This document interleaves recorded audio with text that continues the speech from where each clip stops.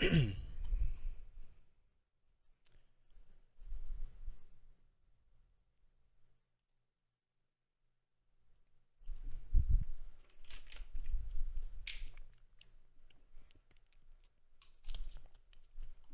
right, so today is the fifth design meeting from this summer.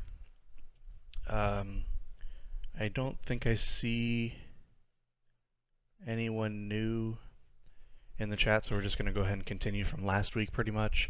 I posted the document for the design meeting, but it's the same as last week. We just need to take notes. We need to get a little bit better about taking notes and detailed notes. So we need someone that can do that today. So whoever wants to do that, please volunteer and you'll get points.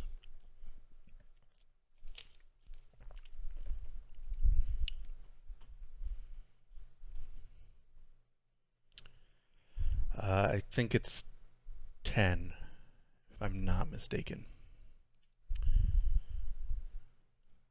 Let me check my drive real quick and see what we set it as. It's whatever's defined in our point system already.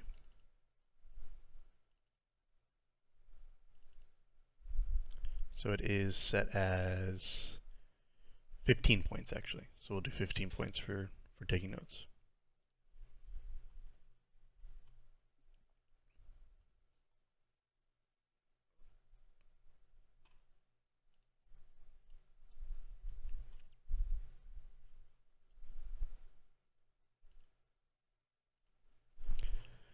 Okay, so what we had scheduled from last week, when we went through everything, we needed to do some testing or research with linear pathways. So that would basically be the path that the trencher intake follows. And we also had some other things, but didn't quite get around to them. And I think Dan started working on the gearbox system for making a U-shaped chassis. So we'll be taking a look at that, I think, today. But I started figuring out how to make the linear pathway feasible. And what I found was that we can't do it with a single stage, a single actuator, or a single, just basically a single stage. Because the distance that we have to store any actuation is slightly less than the distance we need to get vertically. So one, we can't even get the distance anyway, and two, you only get about 80% of the length of actuation that you store, just because you need to have the structure stabilized. So we had to do a two-stage one. So I threw something together with basically just a two-stage actuation with a 12-inch throw, just quickly modeled together. And one issue with these linear actuations, or even any angled actuation or trencher, when you lower the trencher, when you actually move it downward, you have to still get the material that you're collecting back into your deposition or collection bucket or whatever. So that has to move with the trencher, or you have to have some other sort of actuation that is able to collect it and then put it into your collection area. So what I did was I made this linear actuation, two-stage, so it's 24 inches of actuation, which is enough for whatever scale I put here. Obviously this is just a quick feasibility model, but basically the purple would be the trencher, and the pink would be the trencher, and the blue would be like a conveyor system, and that just pivots with the trencher as it moves down. And then when it starts having to cut out of the distance, just because of the hypotenuse getting a little bit longer, the angle's changing, the conveyor belt itself would slide on some sort of arm that's also pivoting. and that allows you to collect intake, and the conveyor will move and move the regolith or the gravel or whatever, move that upwards while you're still intaking more. When you finish up, you bring it back up, and then you're able to move that onto the actual deposition location. So that's just something really quick that I threw together, at least for the trencher. This same sort of system would work if it's angled. In fact, we can pretty much put it at any angle we want. Just because we can pick an actuation length that fits, and we can make the trencher longer as we angle it backwards. And then we have to get a little bit more actuation, because if we're going at an angle, we don't go all the way downwards. We have to move further out or further down to reach the same depth. And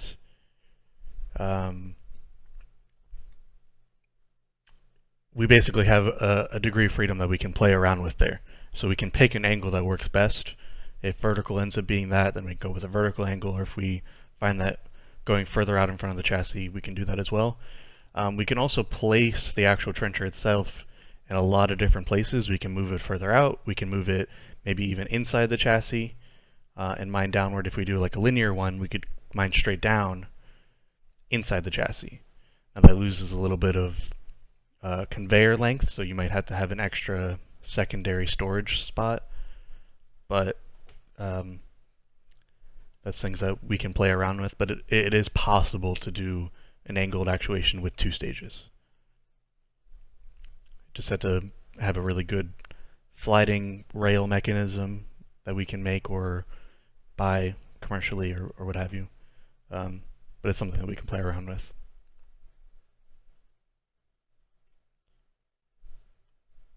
So are there any comments on this so far?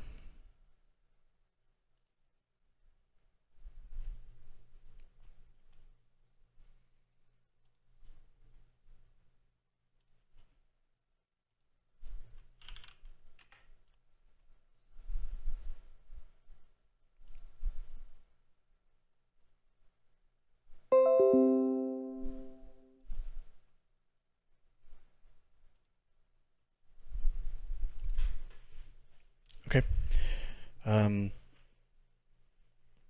Again, these are things that we can play around with, but I think it's something that we could work with.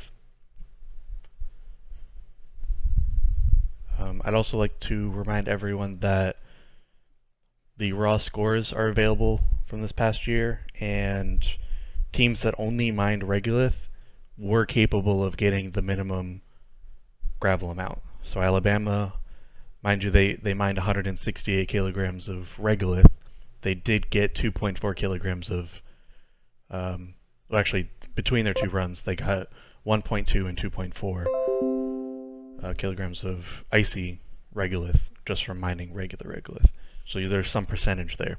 So if we can filter the regolith and put it somewhere else and just keep the icy regolith and still be able to move around okay, I think it's something that we could benefit from and actually still get a good amount of icy regolith just from mining the regular regolith.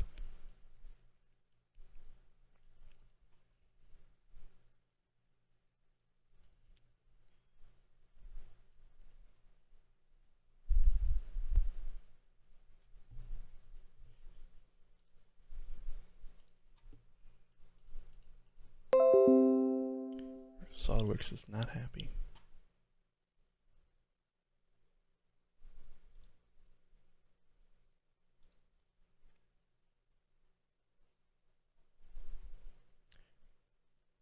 Okay, was there anything else done for today that we can show now? I can put the gearbox up for you to pull down. Okay, let's do that. Take a look at that. Okay, give me a second. Let me make it a virtual assembly so it's easier to put up. Okay.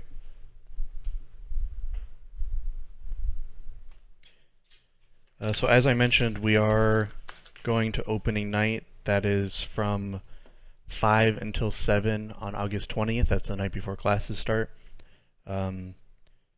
only 3 people can be there at a time, so we're going to be having our business team and the execs running it. And I believe it's only open for incoming students, so transfer and freshmen. But supposedly there's around 4,000 people that come, at least this past year. So we need to have a good display and be able to get eyes on our stuff. So we can have people come over and see what we do. It's not going to be a regular like, oh, everyone goes around to every table. It's going to be like they're just going to walk around until they see something interesting. So we need to be able to have some wow factor just while there. Um, and we'll be discussing the details of how we do that um, tomorrow night at 7 p.m. for the business marketing team meeting. Um, so Nikki asked if we can have our robot there. That's one that we can't do because everything we bring has to go on the table they provide. It can't go underneath or below, and it can't block people that are talking. So our robot's too tall to sit on a table and then still be able to like maintain eye contact with people. So we need to have like maybe a scale version of our robot. We can maybe um, have T-Bot or some model of T-Bot there. Trifolds, our award plaque, our award 3D printed robot thing, stuff like that. But that will be discussed tomorrow. So if you want to show up, that's on Discord as well. The assembly is in the Google Drive, by the way, Brandon. Okay, thank you. Gearbox Division 2, look for the one that says virtual version. Okay.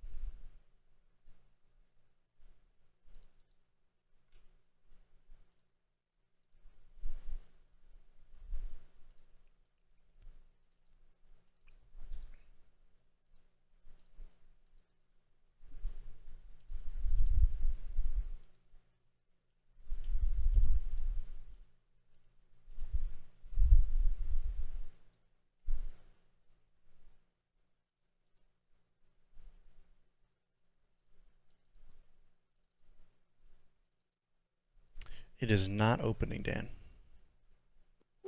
That's odd. Is it giving you an error message? Yes. Let me try it. Give me a sec.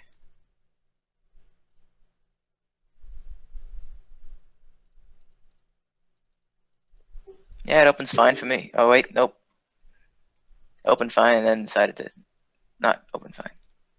Oh, I think I'm able to grab it now.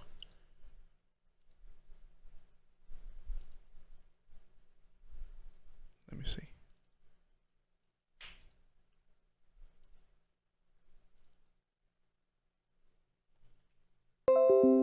Okay, got it this time. Okay. And yeah, there's one external reference you're gonna have to break there real quick to make it work properly, because I just realized when I saved it to a new assembly, because when you change the name of the assembly, it doesn't transfer over into the references within the parts. So I forgot to do that because I was doing it quick. And I don't plan to reuse this assembly anyway. This is just for showing off right now. Okay. That is significantly more compact. Yeah, it's also more expensive, which is why we didn't do it originally. Yeah. So And there's no way to get this output shaft to be hex? we need a hex broach to Oh, that's put right. the That's right. that's what I was talking about earlier. It's a special tool because Mhm. the bearings and the shaft collars we can all get in hex. That's easy. It's just getting the tool to put the hex into the worm gear itself is the expensive part. There's a 1 1/8 inch long section that needs to be broached, so you need a pretty high quality hex broach to get through an iron piece that thick, Okay. especially at a 1/2 inch size. And this ends up being the same ratio as our last one? Or roughly? Yeah, almost exactly. The other one's like 215 to 1 overall. This one's like this one's exactly 200 to 1 overall. Okay.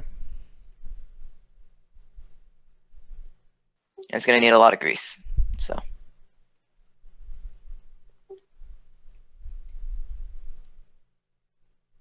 but this one's actually really easy to build and put together too, because you cut the extrusion down the length, you put a couple holes in it from different sides, put the screw holes in for the lid, which are not exactly precision operations because it's just a lid, and then you're done.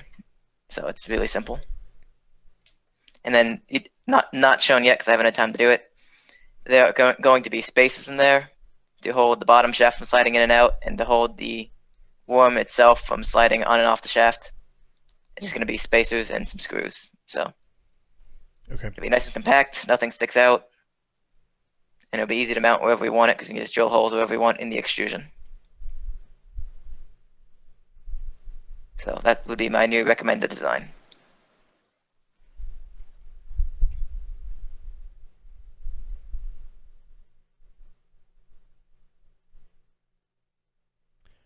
Yeah, works for me.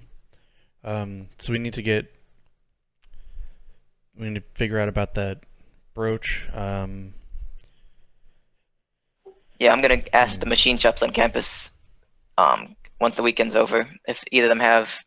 I know at least we have access to a keyway brooch. I know physics has one of those, so we can do the keyed shaft if nothing else. But preferably we'd like to use the hex because it's stronger and better. So because you don't have to worry about the key slipping out or screwing up or anything like that. So we're gonna try to get that, but I don't know if anyone on campus has that brooch because it's again a $240 tool for a cheap one. So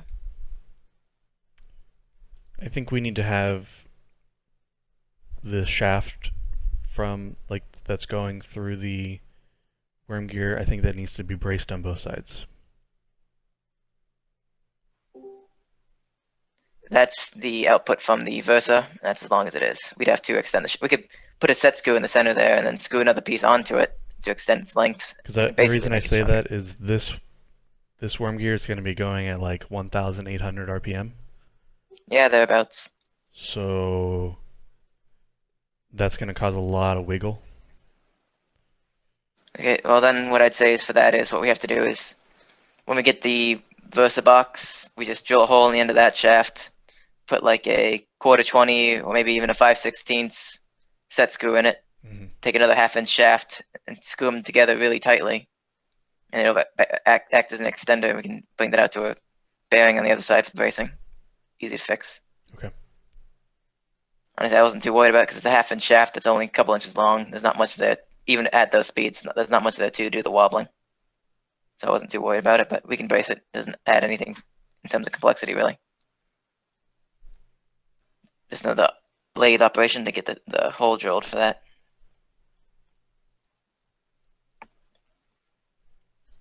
Okay. Yep, seems good. Are there any comments from anyone else for this gearbox design?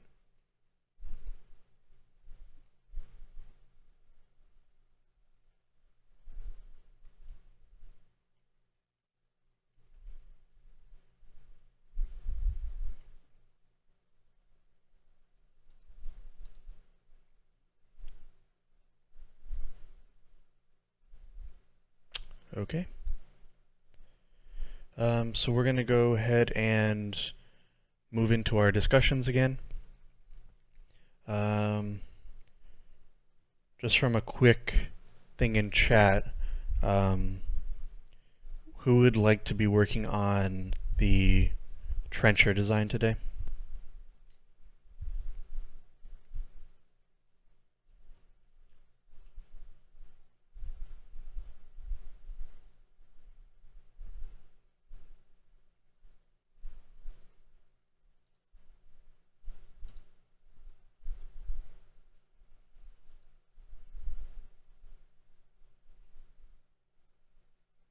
No one? Are you splitting up between trencher and backhoe again? Is that what we're doing? Yep. Okay, I'll work on trencher. Okay. Yeah, so between trencher and backhoe, who's working on what today. And it's going to be just, again, discussions on what we have available to us and how to proceed with the rest of the stuff.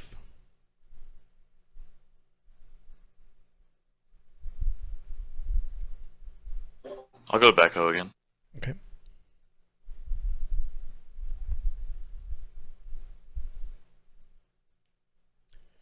So I'd like to remind everyone that we now have less than a month. We actually have about 3 weeks before we have to have 3 to 4 fully done designs according to our schedule. From that point, we then evaluate them based on the new rules. We create an itemized budget and submit to SGA. The reason we have to do this so quickly is because SGA can take 2 months, 3 months before they even start ordering parts. So we are somewhat reliant on their funding at the moment. We're going to be starting to approach companies soon, but we're not going to have a whole lot of success with that because we don't have a nonprofit status. And a lot of companies won't even really look at us unless we have that. Now, we have access to our account now, so we can order things that we know SGA won't fund, but we can't put that into our bill with them, so we still have to cover half of whatever SGA funds. We also will be submitting our nonprofit submission within the next couple weeks, but that takes quite literally a year for it to process. So we won't have that this season. If companies are okay with it being being in process or going through OSI saying that we're a nonprofit, which is not the same thing as being a nonprofit, we'll see. But I'm not too I'm not thinking that we will be getting money from many companies this season. There's a chance we can get money from space grants, which we'll be trying to do, but that won't come in until like springtime. So that's going to be like covering a lot of our extra stuff that we didn't really think of at the beginning, or replacements or spares or things like that. So the primary stuff will be through SGA, so we have to move quick. So with that in mind, who's working on what today?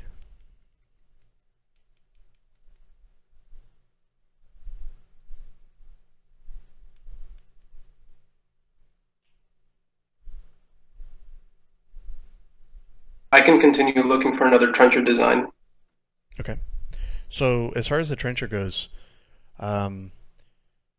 we had to iron out the details with how the actual trencher itself operates.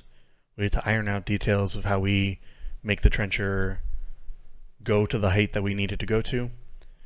We had to figure out what angles would be proper for it. And then we had to figure out the deposition portion of that. Obviously, the current setup is really not going to work as it is, just because you can collect a lot of material when it's all the way down, and you can move it up and move it up and move it up. But then as soon as you come back up, where's that material going to go? Well, it shouldn't fall off, but that doesn't mean that it will be stable there. But we need to figure out details with the conveyor system with that as well. With the backhoe, we still have to figure out basically everything. So that's going to be angles that the backhoe operates, how the backhoe would actually interact with regolith and isoregolith. How would we get deep enough with a backhoe? Because we have to get basically, I mean, it's like 60 centimeters of travel essentially, or 45 centimeters. So we have to get the backhoe to be moving as far down as the trencher is currently. Do we drive into that, or do we lower just the scoop itself? That's things that we have to figure out.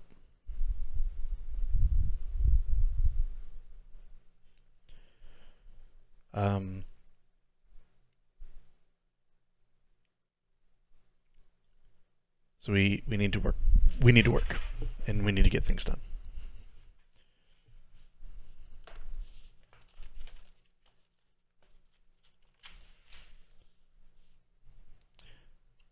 I uploaded a video onto the design meeting text chat. Okay. If you guys want to look at it in seconds, basically it's just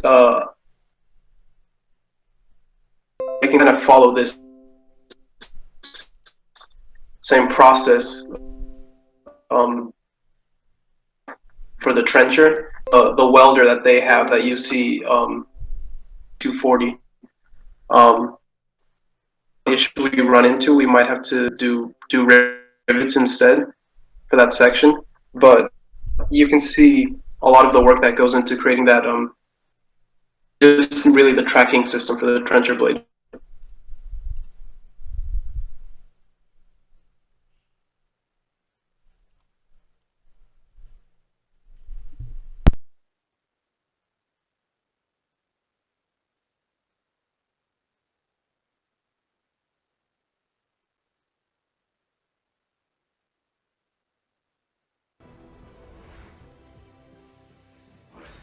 A lightweight piston drives a toughened crankshaft. On the outside rows, 33 razor-sharp cutting teeth can rip through even the toughest hardwood. The key to the chainsaw's power isn't the teeth, it's the flat piece of metal that the chain runs around. It's called a guide bar. It has to be strong enough to support a fast-moving chain, but light enough to hold at arm's length all day long. Okay. What happened here? Okay. So yeah, let's go ahead and split into our channels now. Be discussing things and taking on tasks. We need to be moving forward pretty quickly. So drop into your base channel, or the base voice channel for backhoe and intake deposition for the trencher. And I'll be moving around as we see fit.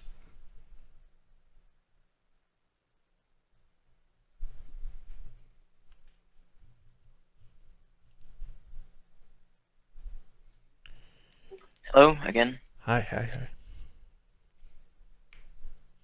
So are we having a meeting next weekend? Because this is finals week coming up, so I'm not gonna have time to do anything between now and then anyway.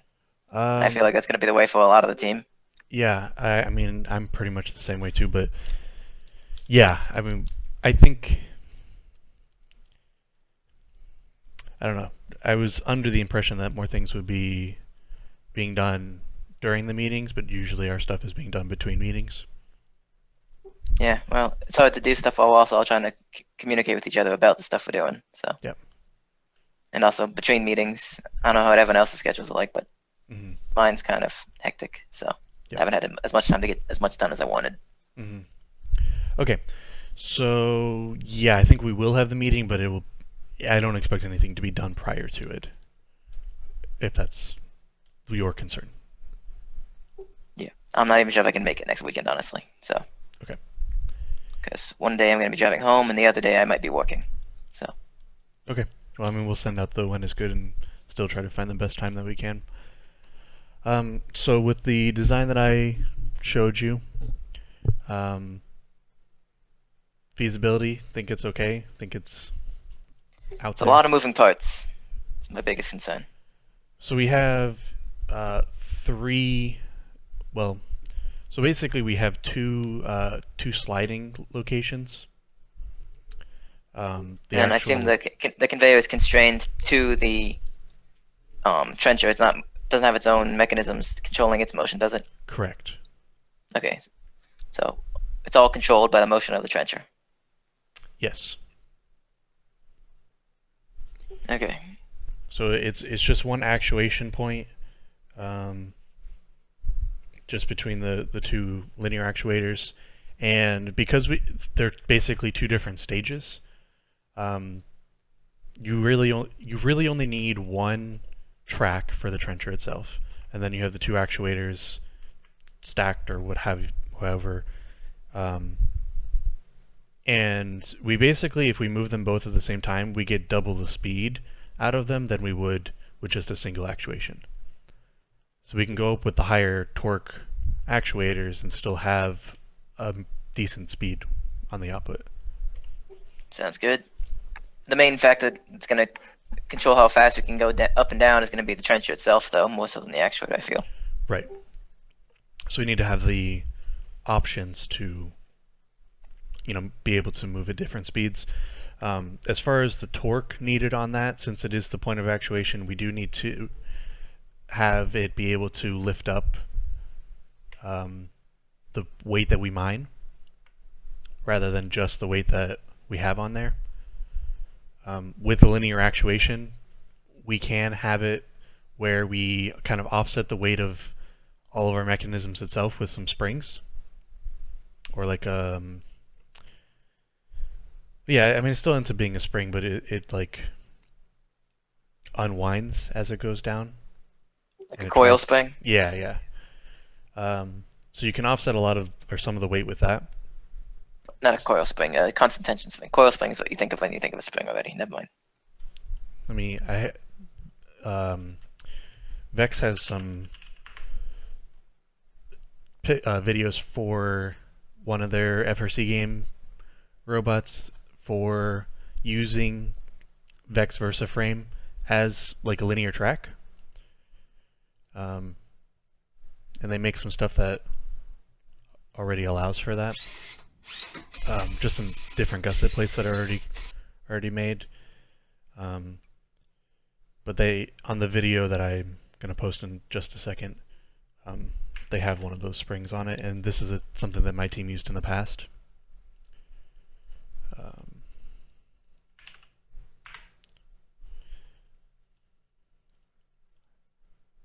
It was at higher quality at some point.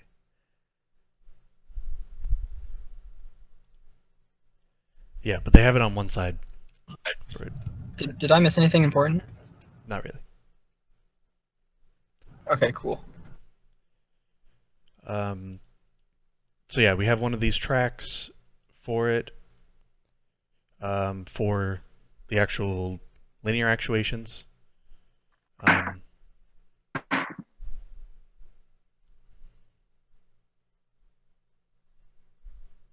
Actually, I guess it would be two tracks technically, because of the two stages.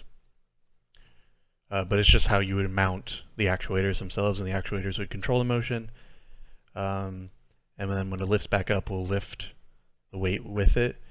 And then we also have the sliding point of the conveyor itself that slides along just another track as the trencher moves down. So that's what I threw together. I'm not sure that there's a lot of other ways to get the motion we want like this.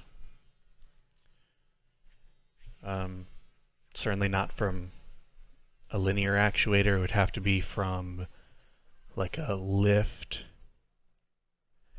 like a scissor lift. A 4-bar linkage is another thing that's somewhat possible, but you have to come back really far into the chassis. So this one actually doesn't require the U-shape necessarily, depending on how far out we make the trencher itself outside of the chassis, or if we made it inside of the chassis without changing some of these lengths. Essentially the trencher would go right inside the middle, and it can move up and down, but it cuts out a lot of your conveyor space, so you wouldn't be able to store as much. But everything would be done within the frame of the chassis. Yeah, I think we're better off keeping extra conveyor space, because that's where all our storage is going to be. Right. We want to be able to store a good amount per cycle. Mm-hmm. Because we lose a lot of time going back and forth. The more we can do in one run, the better.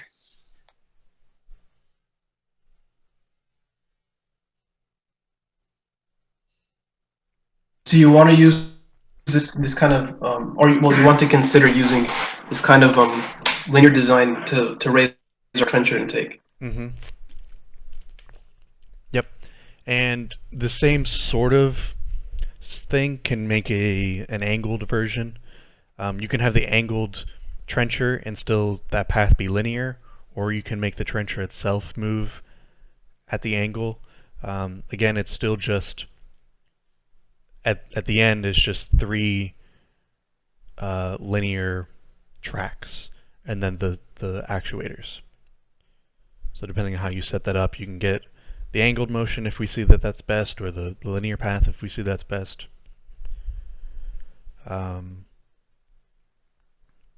What if you do a combination of having the trencher itself be mounted in a linear, or not linear, but like an angled fashion, already as if it's going to dig, and then have the actuators set them up so that they angle?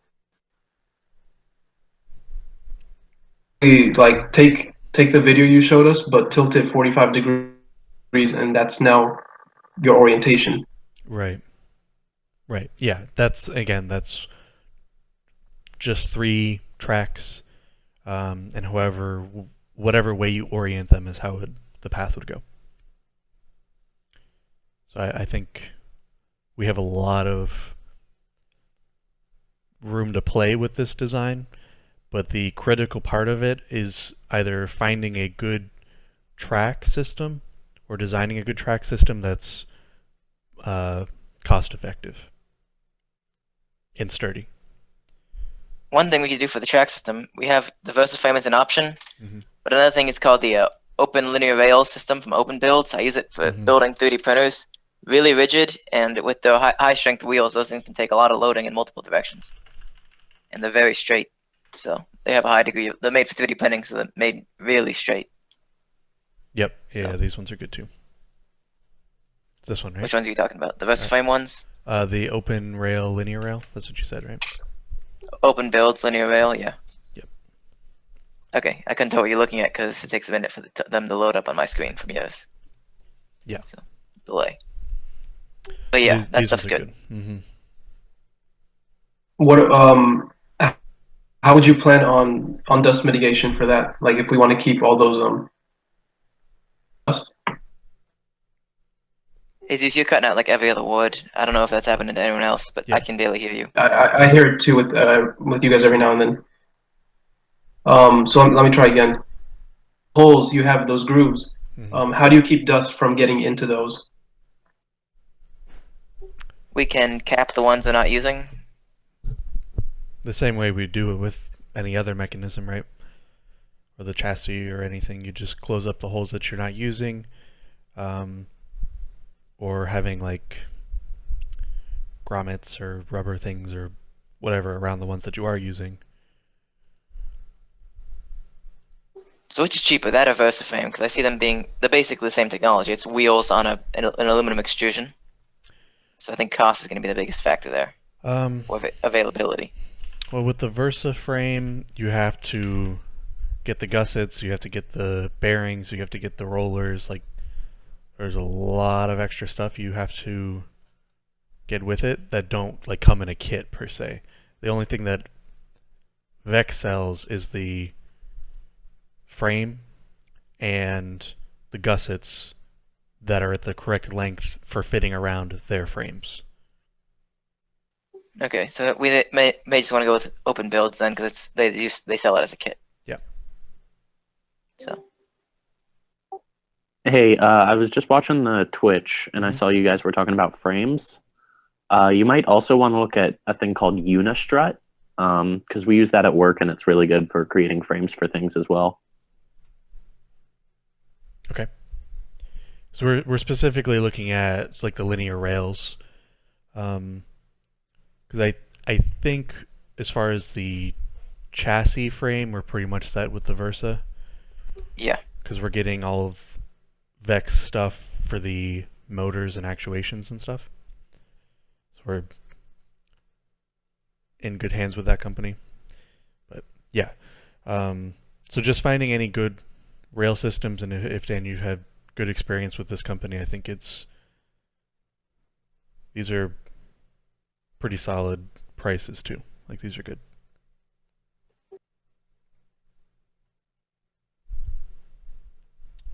Yes, the metal itself isn't too expensive. It's just the money comes in when you start buying the actual wheels, because we don't want the extreme edition ones, so we can make sure that they hold up to everything we do to them. Mm-hmm. So that's when it starts getting a bit pricey. I mean, So I think it's like $6 per roller at that point, but that's the roller and the bearings and everything. mm-hmm. I mean, some of these also have the actuators. You can have actuators built in as well. Yeah. So if we cut out our linear actuators and just have the rails themselves actuated, then Those aren't very good at dealing with a lot of dust, though, because of yeah. the unsealed lead screws. Mm-hmm. So we'd have to put some kind of housing on them or do something with them. Yep. We could put like way covers on them like they do on a mill, but that adds complexity and cost. Mm-hmm. The actuators that we were looking at are basically this. It is the same companies that we had our old actuators from. They have a whole bunch of different versions that also have feedback. Like they have the ones that we had from last year with built-in feedback, and they have another series instead of a potentiometer feedback, it's like an encoder feedback that are a little bit more expensive, but you get better control from it. But there's a lot of options with linear actuators, and if we get the high torque ones, I think we could probably get away with just one set of two, like one on each stage, and have it central. As Yeah, long as the probably. railing is good. Yeah, the trench is also not going to be as heavy as a lot of the systems we built in the past, though, because it's going to be so narrow. So. Right. And if the standard ones we had can only do 200 pounds a piece, mm-hmm. that's more than the whole robot's going to weigh. So. Yep. Even with everything on it, because we're not holding that much regolith, we're just holding the gravel we get. Right. That is again another thing we need to discuss at some point, is how to actually integrate a filter of some sort with a conveyor system. I honestly think the easiest thing is just make the cloth of the conveyor out of something that can sift out the small stuff, and then leave the gravel there. And then does it just fall onto our chassis though? We can maybe put a chute under it that shoot like so it falls off to one side. Mm-hmm. Yeah, that's probably a good call. We'll just put like a base plate below the top layer of the conveyor, so when it falls out, it falls onto that base plate that's below the top layer, and then slides down to the bottom, and then just gets deposited out back in front of us. Yeah, that works.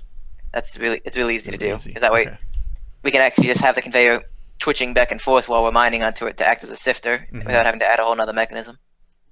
Yeah, that works for me.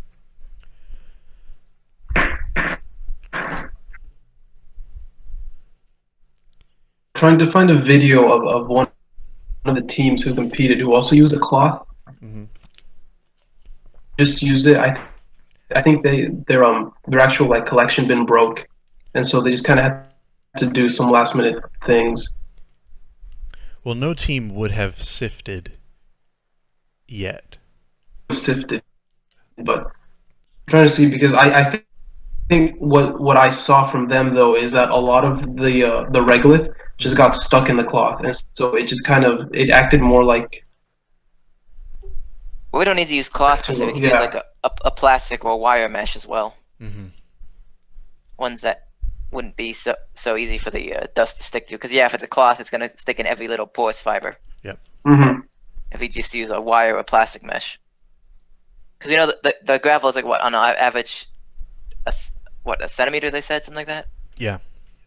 Yeah, so that's a pretty coarse mesh we could go with there and still be fine. Yep. We'd probably want to go like a half centimeter mesh, because that's if it's a half centimeter holes, that's really easy to filter the fine stuff out, because it's such big holes, but it's still more than small enough to hold on to the gravel. Right. And we can find that. We can make it pretty easily. That's not a big deal for that one. Because for that one, if we need to, we could buy like a thin thing of rubber or vinyl or something, and stick it to like a cross-cut machine and just have it cut out the square grid pattern to give us a mesh. Yep, makes sense. Put Probably even laser cut it actually in the innovation lab.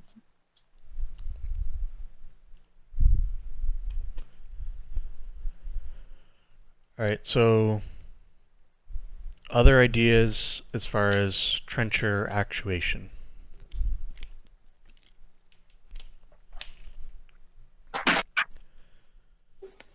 I like this one more than I'd say than the 4-bar because they're both about similar levels of complexity, and this one gives us a better motion path. Because straight down means you don't have to worry about the back dragging on things as it goes down. Right. So. And then as we're mining, stuff isn't going to be falling, or anything that does fall into where we're mining. Like, all of our actual mining is done to get to gravel, rather than a whole bunch of angled regolith, and then eventually instead we of make getting a it bunch down. of ancillary stuff. Mm-hmm. And we could even design it in such a way that we can change the angle of the trencher if we wanted to. Yeah, basically gotta make it so wherever we mount it on the frame, we can just move it forward or back a little bit to change the angle. Yep. And I'm not really concerned about size fitting this because we can center it, and the trencher is fairly small. The rails shouldn't be very large, but even if they were pretty large, we have a lot of horizontal space to work with. And we just need to make sure that whatever size we go with the conveyor, it holds a decent amount, and we also can have, I think the sliders would have to be on the outside of the conveyor system, obviously, in order to not split it. So we need to make sure that that's wide enough, but not too wide that we have a lot of travel. And one other thing is when we're making the actual slides that get the trencher down, we need to make sure we mount those and design those in such a way that they can actually fit in the hole that the trencher is digging. Because we need to make sure they're not going to be trying to push through sand themselves, trying to follow the trencher down into its path. Yeah, so we had to have it at an angle where the conveyor still remains above the ground. So the way, and this is true for the actuators and our railing, like you said as well, that has to fit within that. How do we do that actually? So we would have to have the actuation and frame inside our trencher itself, like in between it, and then it scoop around, all the way around. Does that make sense? Yeah, sort of. Like you'd have to have two sides of chain for the trencher, and in the middle is where you have your frame and actuation, but your blades go across both sides of the chain. Well, if you did that, then whatever's through the center at the top is still going to get cut off, basically. No, what you probably end up doing is basically... What length actuators do you have on there right now? Are those the 12 inches or the 16s? 12. 12s? Mm-hmm.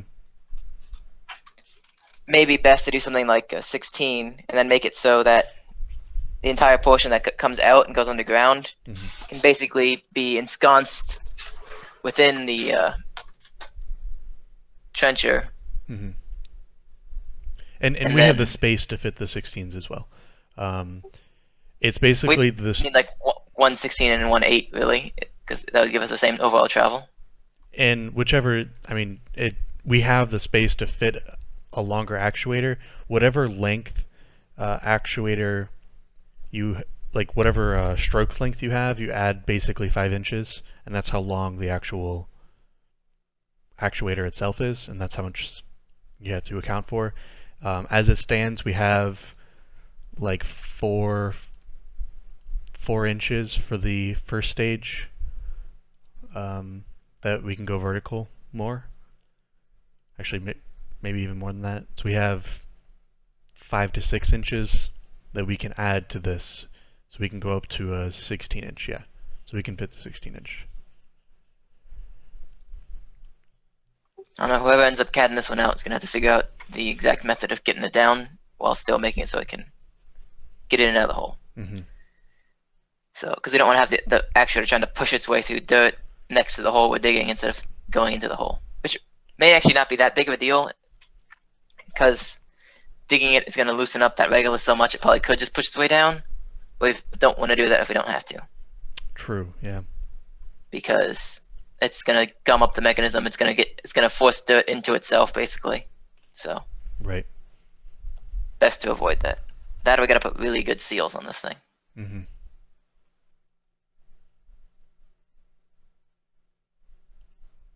Yep. I don't know. What does everyone else think?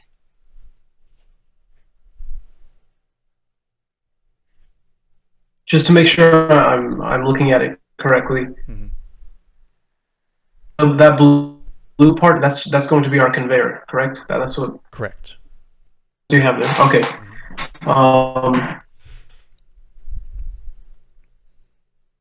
That Dan mentioned is just to move,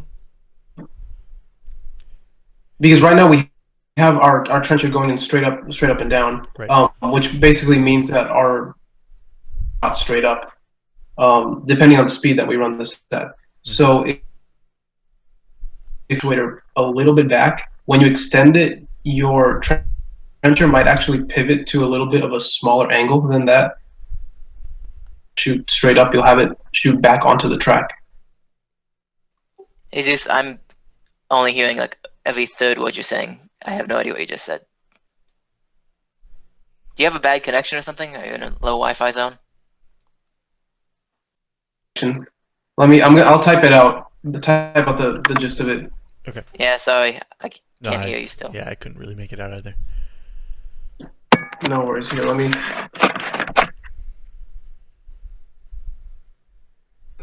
I'll be right back. Okay.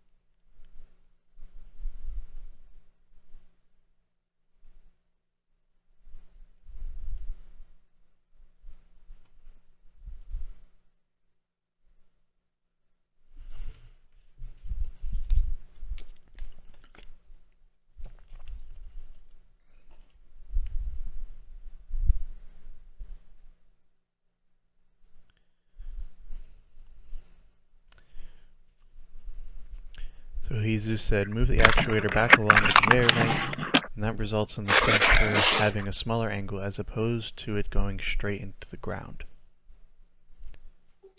Jesus, we actually want it going straight into the ground though, because that's actually the best mining path for this kind of design.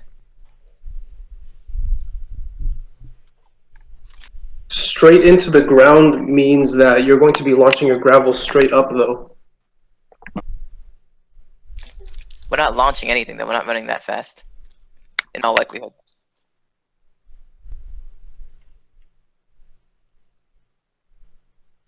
I think this design is truly going to end up being closer to a bucket conveyor than a trencher at this point. It's like a hybrid almost. Yeah.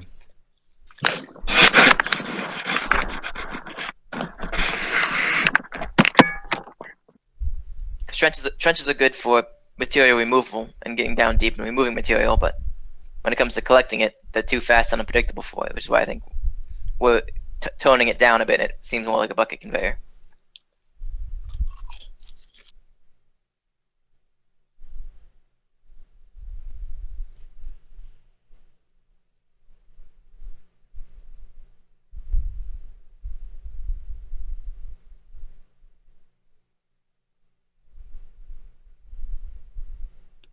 At least that's the way I see it. So, but that's not the be all end all. If you guys see it differently. No, I understand. When we are, can you? By the way, can you hear me now? I moved locations. Yep. Yeah, much better. Okay, good. So the direction of the intake, is this going clockwise or counterclockwise from the orientation right now? I would recommend counterclockwise because that's how you get it to dump into the Conveyor. Yeah. yeah. Yeah, I know think initially we that's said what we assumed we were doing already. okay. Initially we said clockwise, but that was going with trencher design, like trencher. But as I think we discussed in the past with the Yeah. clockwise, the material doesn't go where you would need it to go. Mm-hmm. Yeah. Okay. Just making sure.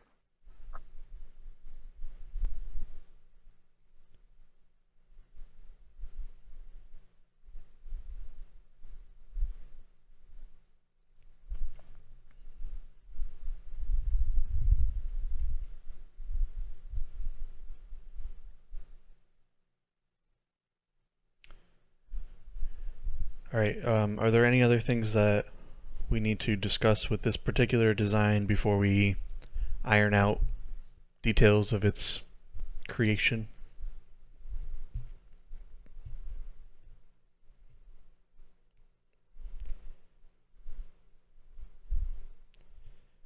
Okay. So the pieces that go into this are the conveyor sliding.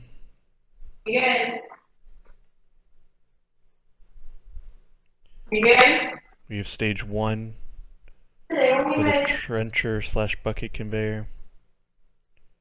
We have stage 2 of the trencher.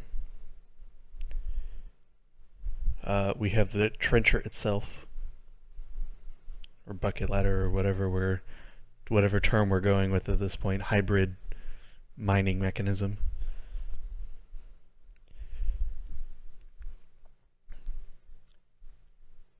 And I think that's everything. So there's 4 big pieces that we need to take care of. 2 of them are pretty much the same thing, being the stage 1 and stage 2 of the trencher actuation. We have the conveyor itself as well. Yeah, what was the name of that one frame Reed mentioned when he was in here as well? I want to look that up real quick. I forgot what it was. Like Una something? I'll go ask him. I'll be right back. Okay.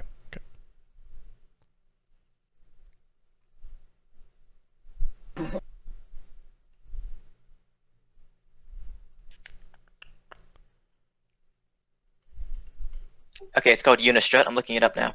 Okay.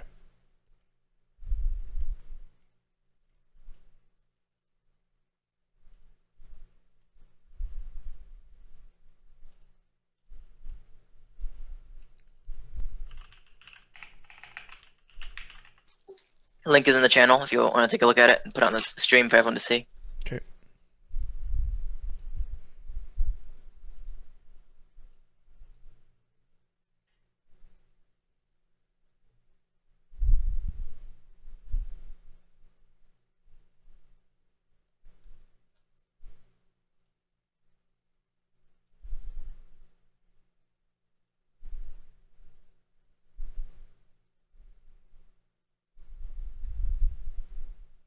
Okay, yeah, I think this is more for chassis stuff than it is for the linear actuator, by the looks of things. Okay, never mind. Just wanted to take a look at it because he was talking about it earlier.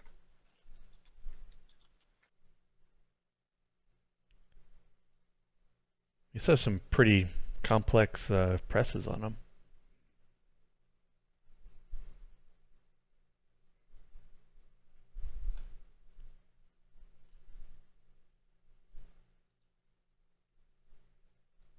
Interesting.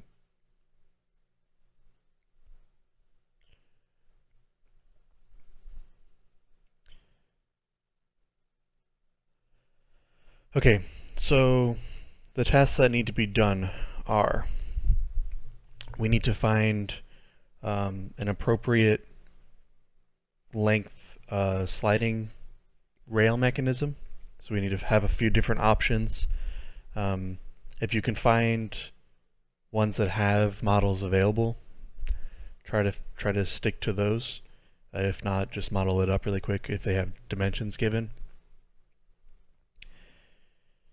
If we go with the linear, the open builds rails, I have all the CAD for that available as a library if anyone needs it. Okay. So and I use it for my stuff. You're pretty happy with their performance for those? Yeah, I've never used it in a high load situation, honestly. It's all in 3D printing, but it's really accurate, and the bearings themselves are rated for way more than what they actually get put under. The wheels are polycarbonate, and they're pretty beefy. So I mean, I have my 3D printer that's run through a few thousand hours, and there's no wear on them whatsoever still. So okay, I think it would be good. The only thing I'm gonna say is we don't want to use the sheet metal mounting plates. We either have to buy the thicker aluminum ones or make our own. Okay. Because the sheet metal mounting plates are not particularly strong, because those are not made for high load applications.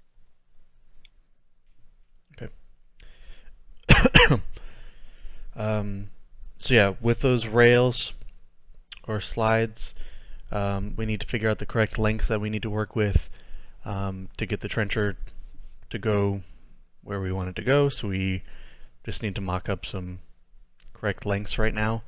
The actuators that we'll be working with are going to be between 8 and 8 and 16 inches. And those will be the Figurelli, I think.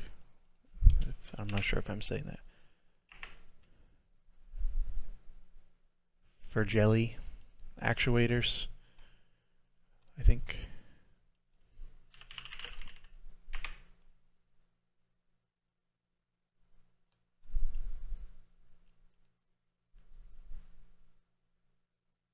Yeah.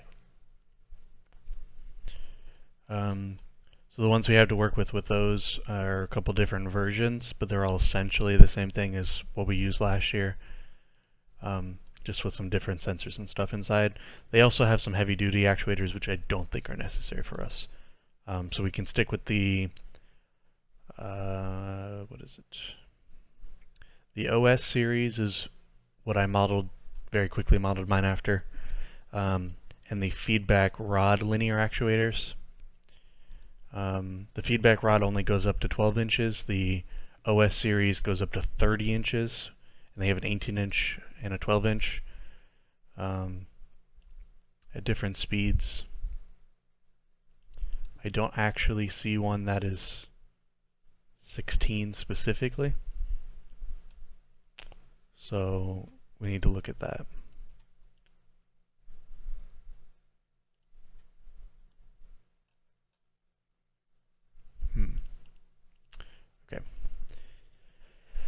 Okay.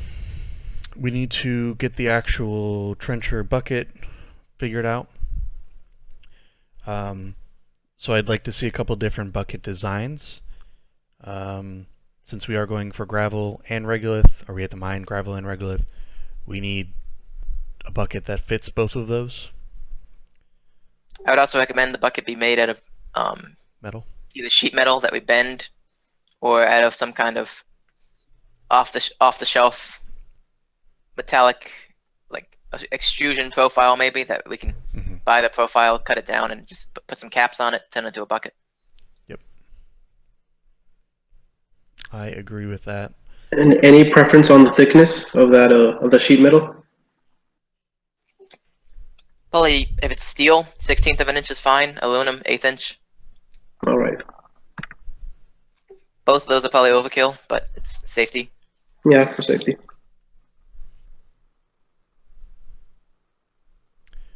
Let's see. I might try to contact the guys at UNF. They're the ones who I was talking about last week that did the sheet metal buckets this past season. And they're the ones who were able to get pretty deep with their bucket conveyor, because they have experience with it, and I think they'd be willing to talk to us about how they did it. So might be helpful to ask people who have experience, because yeah, it's always a good idea. Okay, and then we need to have the details of the conveyor itself ironed out, what size we're working with, the length we need to figure out, materials, what RPM we need the conveyor itself to go at, what kind of torque we need it to be. Some of those ones we can figure out. And for the trencher itself as well, we need to figure out what kind of, again, what speed we're working with, the angle that we want it to actually end up going at, but this is one that is a variable that we can kind of play around with, so that's more of like a testing thing. So I wanted to design it with that in mind. It should just be a way of mounting it at a different angle instead, so that's fine. But the exterior length of the trencher needs to be 25 inches, roughly. That's the distance that we have to play with the current size wheels that we're working at to go to the height that we want it to be. That's if it's vertical. If it's mounted at different angles, we can go longer, but I think we stick with the vertical one and then angle that. But things that we had to play with again. And then we can One figure option out we what could butters. One option we could look into, if we want to go with the one stage to go down, Mhm. but still vertical trencher, is basically have it start at an angle inside the chassis, so it can be longer overall, and then just angle that back to vertical. Because once we can start, we can be taller than the 0.75 meters, and just have it so that's then a single drop down. Basically, have it started out angled and then push it straight up, so it's long. It's the length you need, and it can still go down. So that is also an option if we don't want to have to deal with the double track. Makes it a bit more difficult to tie into the conveyor and keep the conveyor with it, though. That's the only hard part. Have angled. Do you want me to draw it up real quick and put it in Yes, chat? please do. Be prepared for my amazing Microsoft Paint skills. Rip. Rip your eyes out, because then you won't have to deal with it at least.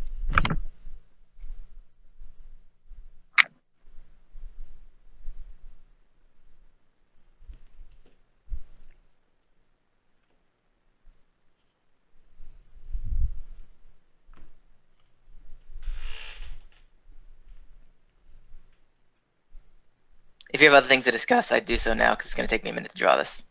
My tablet's booting up. So one thing that comes to mind for the trencher intake design, so obviously we're going to have buckets on this, and so we have to make sure that our buckets height off of that trencher, it doesn't interfere with our conveyor, or else we have to put kind of like this. We just have to have a shifted design in our conveyor. Yeah. In order to better fit that. It has to be pushed back a little bit. I would have modeled another bar for it, but I just attached it because it was a lot faster to do it the way I did it.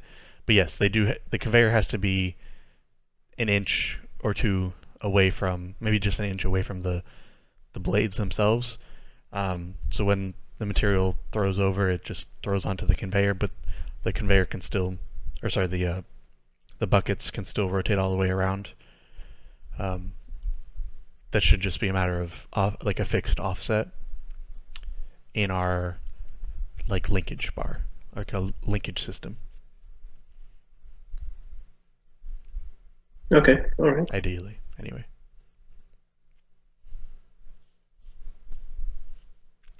But once we get figure out a good rail system, we can throw it together pretty quickly.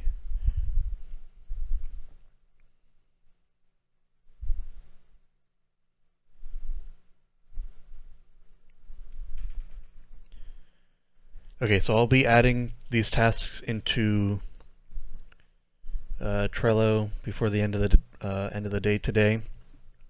If you have time to work on it, I know finals week is this week, so don't feel hard pressed into getting these things done or figured out. But if you have time, just go ahead and get it done. We will meet next week, but I don't really expect a whole lot of things to be finished before then. And in the 2 weeks between classes ending and the first day of classes for fall, there's a chance we'll have 1 or 2 longer meetings, or just kind of like design sessions where we just get these things done. It won't be mandatory, of course, but we just need to get things working out. And that will be between the break period at some point.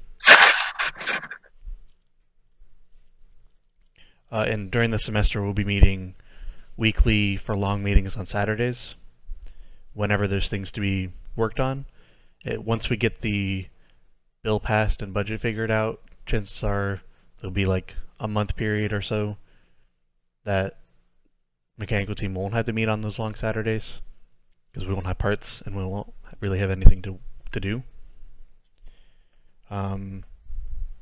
Their club has things to do, but mechanical team probably will not.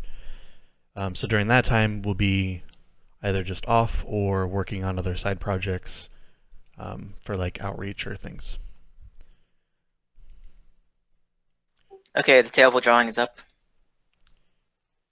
Okay. in the chat. Yep. So It basically just starts at an angle, so Mhm. it's longer, and then you put it up right, and it's longer. Because you have more room to work with if it's at an angle. Because, you know, hypotenuse. right, so you could do a longer single actuator. Exactly. That's if we don't want to deal with the double actuator. Then that just means that, no, that means it needs to be mounted on a pivot. That is then, we still have two actuators, just the way we put them on is different. Instead of having them Right. stacked into a long linear actuator, we'd have one that controls the angle and the other one that puts it way down. Okay. So, it just So I'd same like. amount of moving. Okay. Yep, I'd like to have that one as our second design to work through. Okay. So I'd like to have these two different versions for the trencher, at least for the actuations of the trencher, that we can piece together from and have to choose between. Because I think both of these are very doable. Because the length that we get, depending on the length of the chassis, or even not even depending on the length of the chassis, we can get the 30-inch actuator, and then you have 30 inches to go downward, and that's enough height. So, yep, that works. The only issue with that one I see is the conveyor system. Yeah, as I said, it would be a bit harder to make it work, but it's not impossible. Just gonna take a bit more thought. Was my mic live for any of what I just said? I don't know if it went through. Yeah, I heard it. Yeah, I heard. Okay, because I realized I was holding in the button, but it wasn't lighting up on my screen.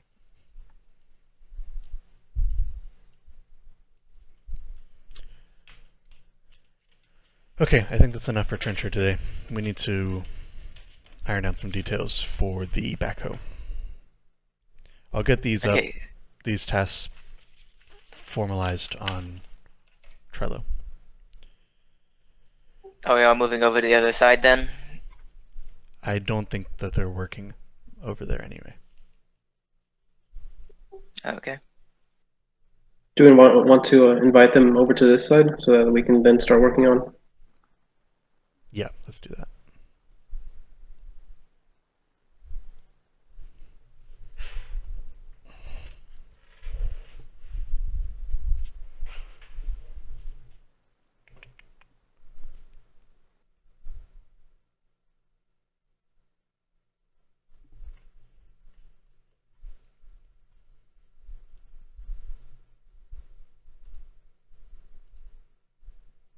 Okay. Where are we at with the backhoe? Basically nowhere, right? So what we had done is, if you look in the base text channel, we had looked and we found two different things that kind of give rough dimensions for a backhoe that we could probably scale. And that's about as far as we got. Okay, so do we need a large arm like that? Or do we need more of like a... Because the idea for that long arm, for like standard excavators and backhoes and stuff, is it rotates all the way around, right? Then you can go lift something up, lift it all the way up, right? And then move it somewhere else. So we would really need one less actuation point than that because we just need to get the material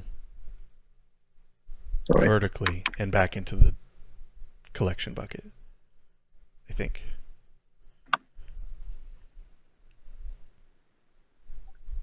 Yeah, I agree. kind of instead of the 3-prong one that Alexis posted, look at the one that I posted where it's more of 2 arms and then the scoop. Mm-hmm. And I think that's more of what we could go for.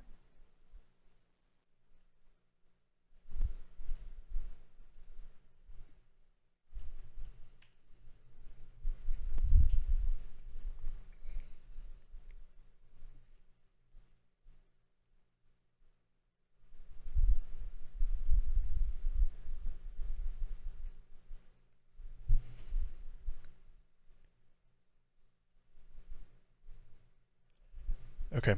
Yeah. It's a good path that it gets for that. We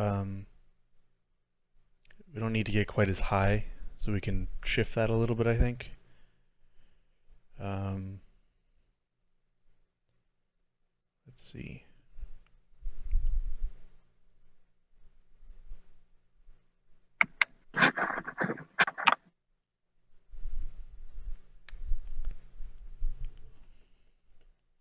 I'm concerned about our stability with such a large actuation. Yeah, I was thinking about that too, and something I thought about to try and maybe not for stability's sake on the arm, but for overall like tipping stability, Mm-hmm. we could almost mount the so like on the thing that I posted, Mm-hmm. imagine flipping the arm around 180 degrees. Mm-hmm. So it scoops, and then when it's back in like 0 position, Mm-hmm. it's directly above the body, which would be our deposit bin. Right. So we would reach around the bucket, scoop, and then come back and drop it in. Hmm.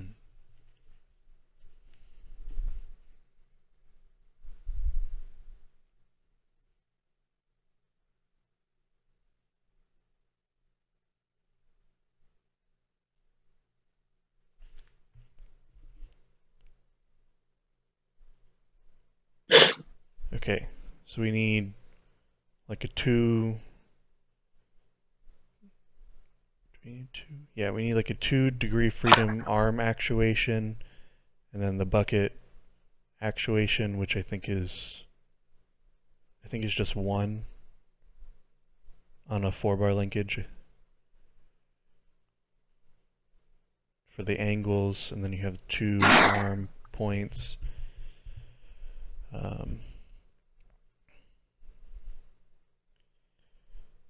And those 2 arm points need to get down to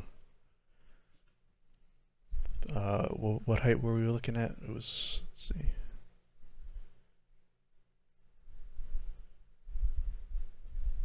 It's like right there.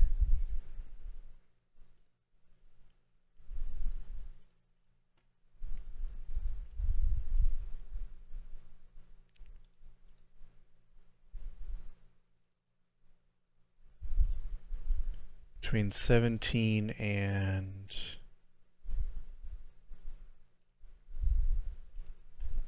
29 inches.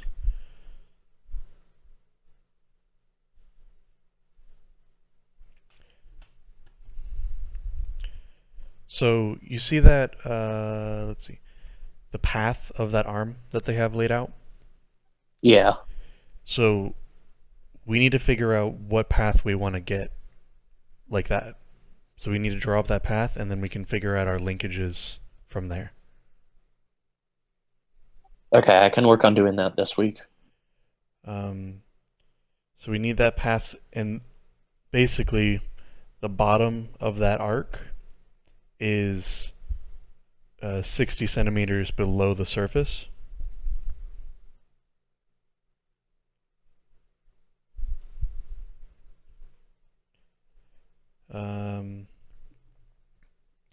And kind of where the E is in that line, like where that E is, maybe slightly above that, would be our 30 centimeter point. So we have the whole bottom section of that to be gravel. And we want the end point of that arc to be over kind of where the person sits. in order to deposit. Okay. And the angle of the scoop doesn't matter because that's a separate actuation. This arc follows the arm itself with the scoop all the way out. So with it, like if you follow the edge point of the scoop itself and you actuate it all the way outward, that's where the sharp angle is up at the very top, and then it follows that all the way around. So with the scoop at its full actuation point, like if you were actually digging something, follow that pathway all the way around, and then we need it to be in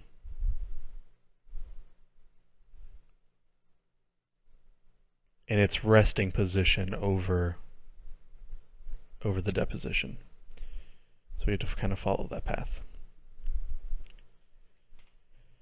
So yeah, we need that path, and then once we have that, we can figure out the two linkage lengths. So it's basically just a 2 degree of freedom arm with a 1 degree of freedom scoop. And then we can figure out the chassis details after that point. So for stability, making sure we're not sinking in, stuff like that. But if once we get to that point, if we deploy something or we remain stable and then we have the arm pop out a little bit and we scoop, lift up, and then deposit the scoop into our collection location, I think that'll be just fine. It's gonna be a lot of high torque applications, but we'll see.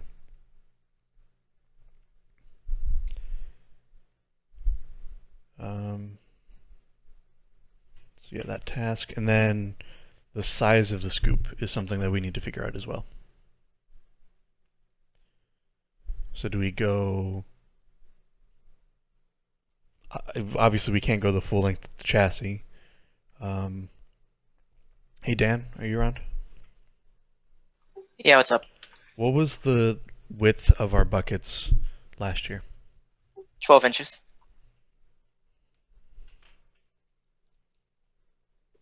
I would not make them that wide again, obviously. I'm thinking like 2, maybe, this year.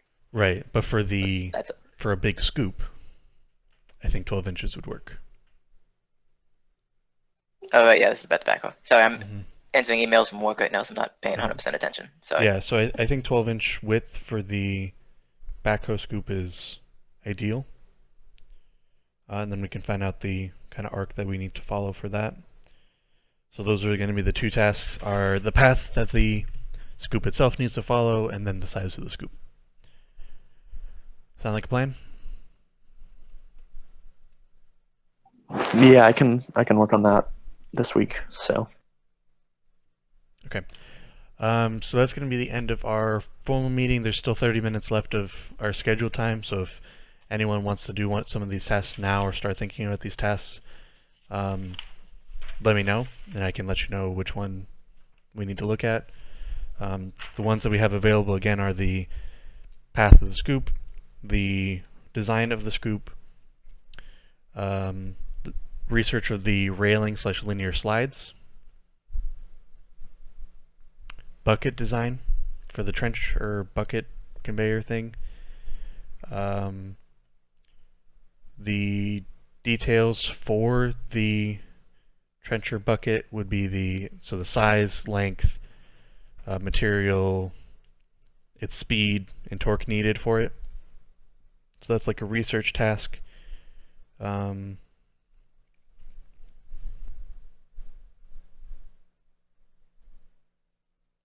Trencher, let's see. Yeah, so I think those are the tasks we have available to us, and then once we figure out those details, we can do the models. We can do the actual models and have those done. And then we put some pieces together, and we have several different designs. We still do need another backhoe, like secondary design, other than an articulated arm. So we can do maybe a front loader. We can sketch up a designed a front loader style one.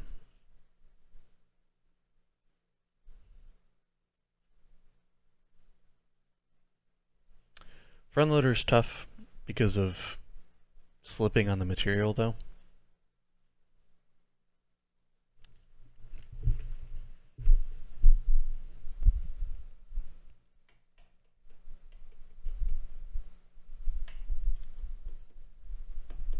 Okay, I'll post these. Good luck on your finals this coming week, and we'll meet next week. Be on the lookout for another when is good for this weekend.